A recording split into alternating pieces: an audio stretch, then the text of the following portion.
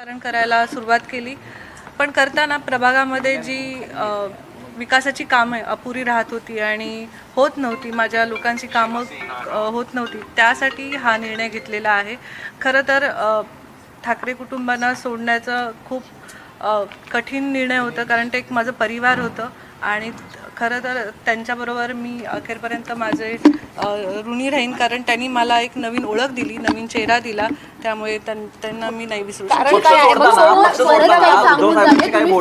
Post केलेला आहे की ऋणानुबंध राहतील, निष्ठा मी कायम राहील, मात्र काही कठीण कारणामुळे तुम्हाला निर्णय घ्या. आता देखील तुम्ही बोलाल काही निर्णयातून जातात, काय जशी अभिषेकची निर्गुण हत्या झाली होती, त्यानंतर हायकोर्टमध्ये जी केस चालली, नंतर CBI मध्ये जी मंदगतीने केस चालू आहे त्याचा अजूनही फैसला झालेला नाही आहे.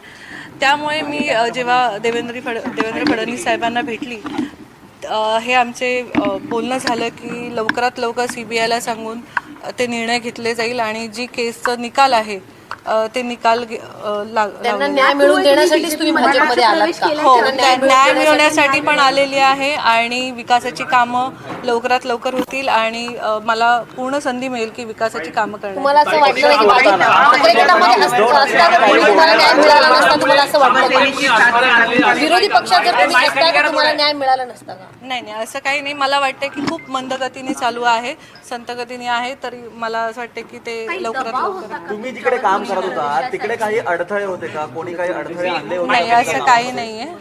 काही दबाव होता का तुमच्या? नाही, असं काही नाही. उद्धव ठाकरेंची काय चर्चा?